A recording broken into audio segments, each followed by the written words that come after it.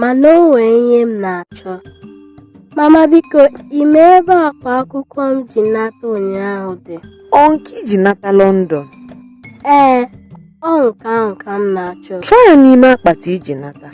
Achọrọ m ya n'ime akpati m ji nata, mana ọ dịghị n'ime ya. Makụọ gị na Obinna wee nara m akpa akwụkwọ mgbe ha n'ime ụlọ. Jụọ nwanne gị nwoke ebe akpa akwụkwọ gị dị. Obi, nwanne m nwoke, daalụ. Mama, ahụgo m ya. Ọ dịkwa n'okpuru akwa m ebe o bidoro ya. Ije, amakwa m na ị zụtara mụ na papa gị ihe na London. Ee, azụtara m unu ihe na London.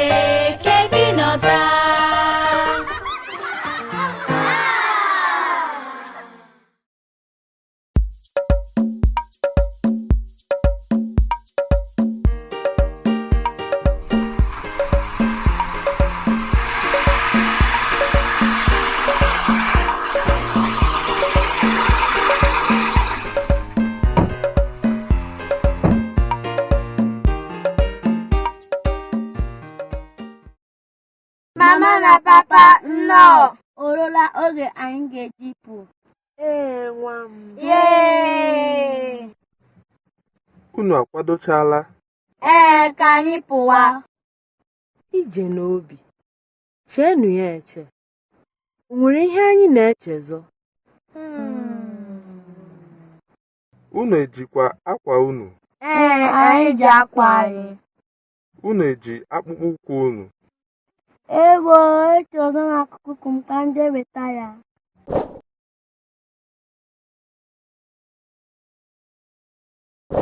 Ije, ijikwa akwụkwọ ị ga-agụ n'ụzọ? Ewo, ka m jee weta akwụkwọ m ga-agụ n'ụzọ. Ụmụazị a.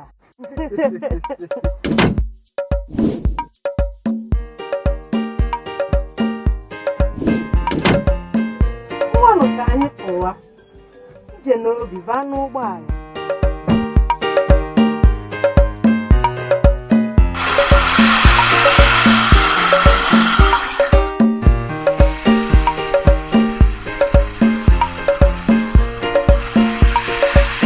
Mama, ebee ka anyị na-eje? Ije, anyị na-eje obodo anyị.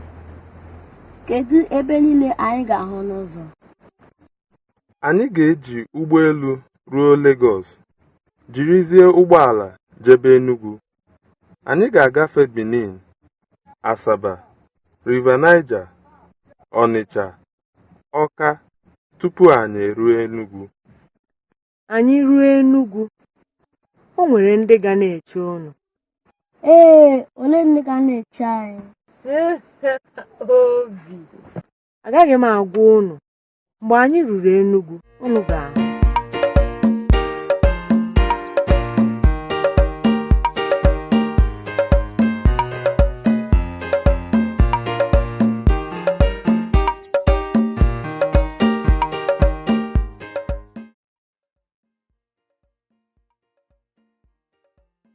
Ladies and gentlemen, this will serve as a final boarding announcement for Flight 2450. All passengers intending travel should be through the door marked A3 at this time. Kedu mgbe anyị ga-eji ruo Enugu? Obi, ụgbọelu na-achọ efu. Anyị ga-efeta aka n'ụgbọelu bido na mgbede ruo n'ụtụtụ. Oo, o tekazi. ọnyanwa ka anyị ji apụ n'abalị. Anyị ga-ehite ụra, zuo ike, gụọ akwụkwọ, kirie ihe nkiri. Tupu ị mara ya, anyị anọrụ na Lagos. Mama. Ije legodu ha na-enye anyị mmanya. Ha nwere mmanya ahụ na-atọ ezigbo ụtọ. Ije ọ dị ka a ga-enwe ezigbo aṅụrị n'ụgbọelu ahụ.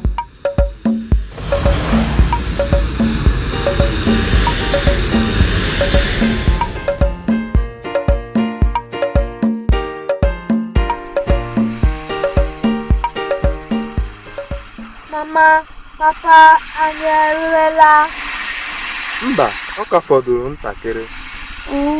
Agụụ na-agụ kedu ihe anyị ga-eri? Obi, agụụ a na-agụka gị. Anyị ga-eri nri n'ụzọ. Mama na papa, ihe unu kwuru bụ eziokwu. Naịjirịa amaka. Naịjirịa amaka nwa m. Negharịa n'anya ka unu na-ahụ ebe niile anyị na-agafe. Unu echetara ebe niile anyị ga-ahụ? Esi na anyị ga-agafe Benin City. Anyị ga-ahụkwa River Niger. Ezigbo nwa. Anyị ga-agafe Ọka ebe a kpụrụ onye a. Kedụzi aha ya? Nnamdi Azikiwe. Unu nwetara ya.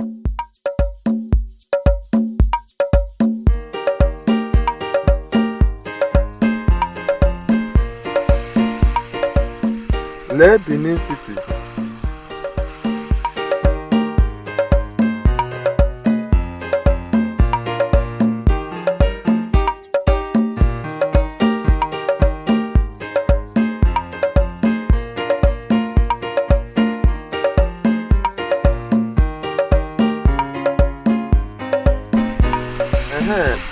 Anyị na-agafe Asaba.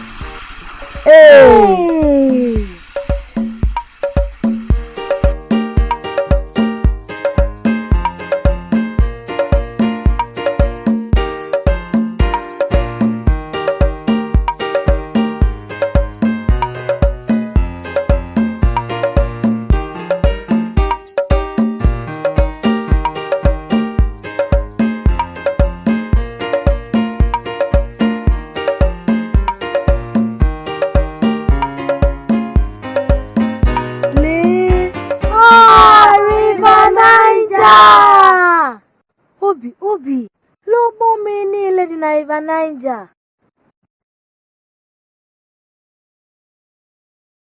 Sọọsọ mmiri karịrị River Niger bụ mmiri Congo na mmiri Nile.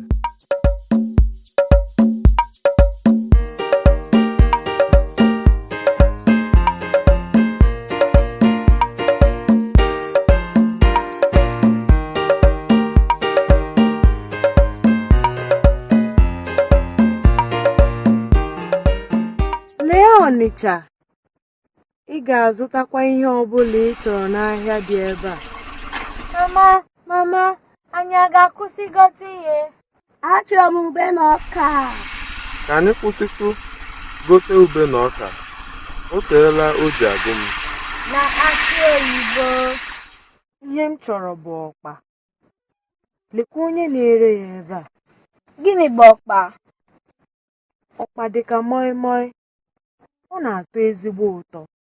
Were nke a taa. Mama, ọ eziokwu, ọ tọka.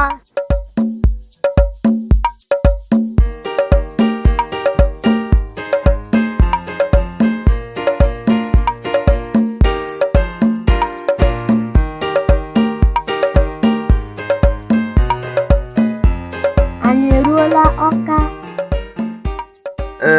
Ọka bụ kapital Anambra steeti. Unu ahụrụ ugwu a niile? Chere, onye maara ihe eji akpọ obodo a Enugu? Maka ọ dị n'elu ugwu.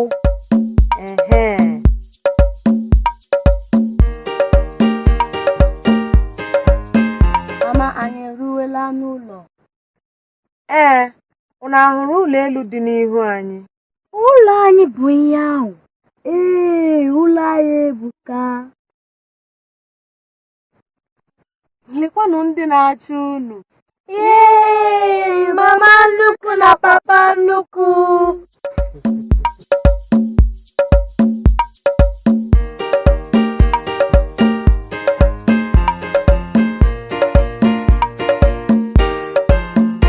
Some keywords and phrases from today's episode. Anyị, us or we. Unu, you, your or yours. Aqua, clothes. Akpụkpọ ụkwụ, shoes. Ube, pear. Ọka, corn. Akị oyibo, coconut. Ọkpa, bambara bean pie. Mmanya, drinks. Ụgbọelu, airplane. Ụgbọala, car. Ụgbọ mmiri, boat. Ụzọ, road. Eziokwu, truth. Oh, Toka, it's delicious. Agụ na-agụ, I am hungry. Practice these keywords as you continue to learn Igbo with EJ the World Traveler. See you next time. Orugo no mume. Guess what time it is? Quiz time. Number 1. Ajụjụ nke mbụ. Kedu ihe Ije chefulu? What did Ije forget?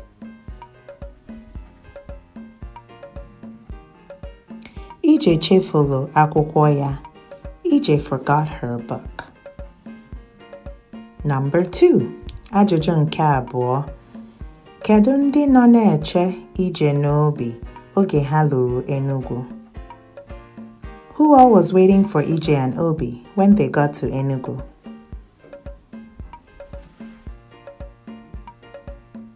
Mama nnukwu na papa nnukwu ha, their grandma and grandpa.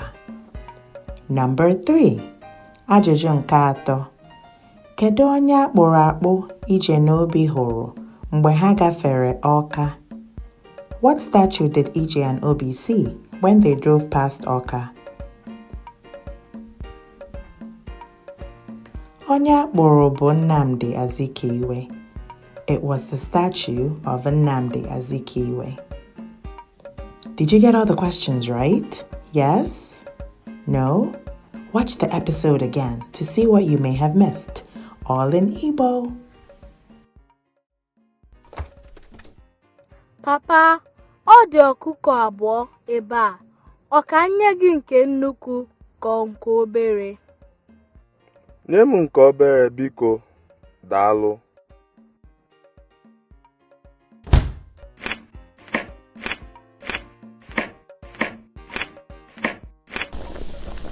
Papa, oge go. Ọ fọrọ ntakịrị ka o yie. Nne, biko saa akwụkwọ nri na ọkwụrụ. Oh, papa.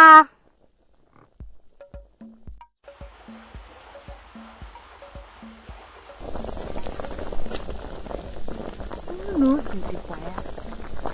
O gheela. Onye chọrọ iri nri?